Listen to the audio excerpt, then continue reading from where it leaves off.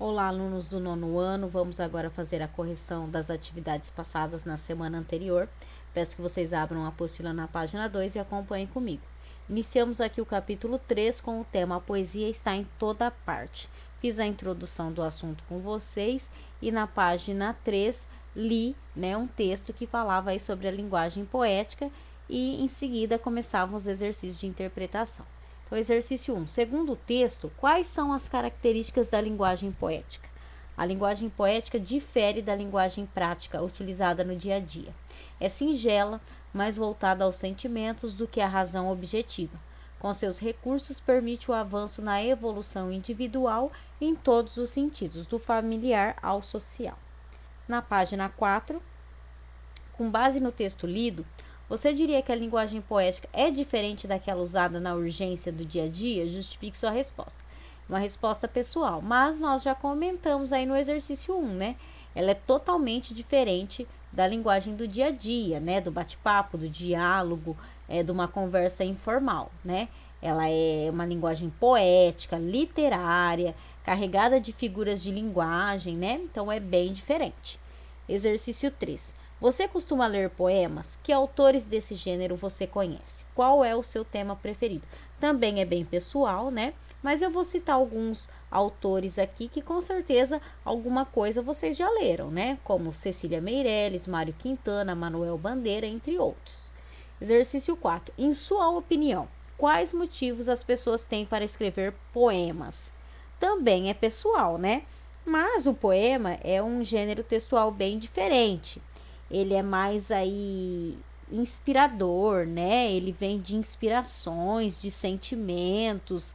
Então, não é um texto objetivo. Então, os que escrevem, eles têm aí uma linha diferente de escrita, né? Uma linha mais para o sentimento, tá? Na sequência, eu fiz a leitura da biografia de Álvaro de Campos, né? Que é o heterônimo de Fernando Pessoa, e também do poema Em Linha Reta. E na sequência vocês tinham um exercício. Então, na página 5, exercício 5, releia estes dois versos. Nunca conheci quem tivesse levado porrada, todos os meus conhecidos têm sido campeões em tudo. Qual é o tema desse poema? Então, ele fala muito ali sobre a vida dele, que não é boa, e a dos outros são, assim, perfeitas, né? Então, é isso que ele está mostrando. Esse é o tema, né? Como que as pessoas aparentam aí ser tão perfeitas. As pessoas que o eu lírico conhece aparentam ser perfeitas e com uma vida sem dificuldades. No entanto, ele demonstra que essa imagem é falsa. Exercício 6. Na poesia, é o eu lírico ou o eu poético quem expressa os sentimentos. Portanto, não seria adequado usar o termo autor. Após a primeira estrofe, de que maneira o eu lírico se apresenta?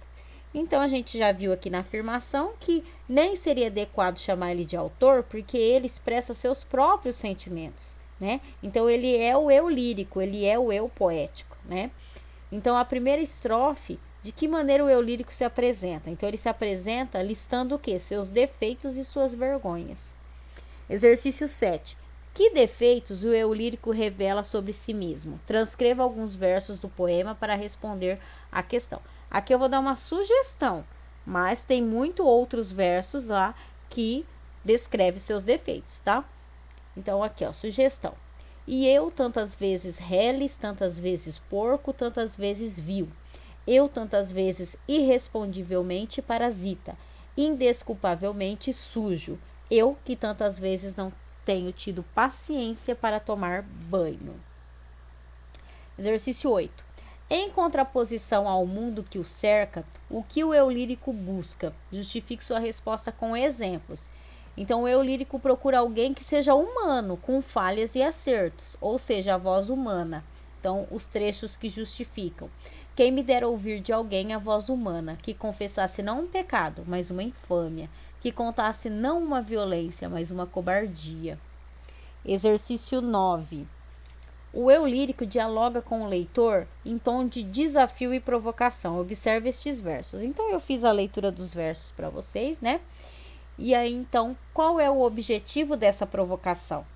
O eu lírico busca incentivar as pessoas a contar a verdade, a se mostrarem como são, a aceitar que são humanos e falíveis, pois só assim poderão criar relações verdadeiras. Então, qual é o objetivo? Ele quer levar as pessoas a mostrar como realmente elas são, né? Que elas têm defeitos, que elas têm qualidades também, mas que elas também erram, que elas acertam. Então, para criar o quê? Relações verdadeiras. Na página 7, exercício 10. Em que versos o eu lírico expõe seu cansaço frente à falsidade e à vida de aparências? Então, está aqui os trechos, ó. Arre, estou farto de semideuses. Onde é que há gente no mundo? Então sou só eu que é vil e errôneo nesta terra?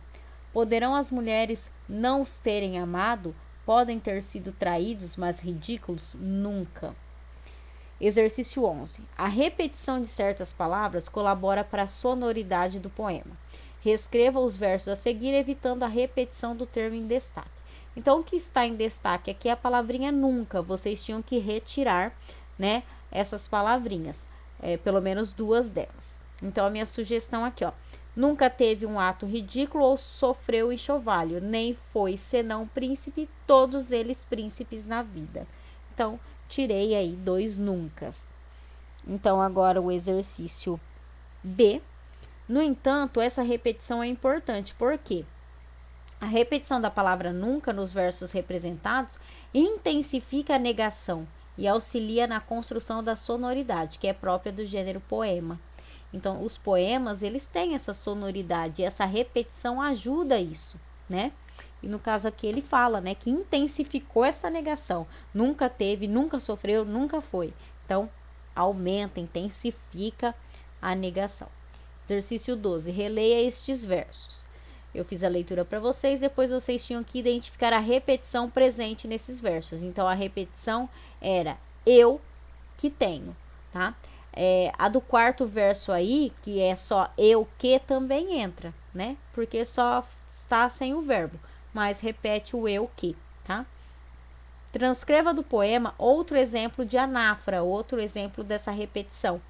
Então, aqui, ó, que contasse não um pecado, mas uma infâmia. Que contasse não uma violência, mas uma cobardia. Na verdade, eu li contasse, mas é que confessasse não um pecado, mas uma infâmia. Que contasse não uma violência, mas uma cobardia. Então, tem essa repetição de palavras aí, tá? Exercício 13. No início do poema, o eu lírico muitas vezes utiliza a imagem de outros seres para se descrever.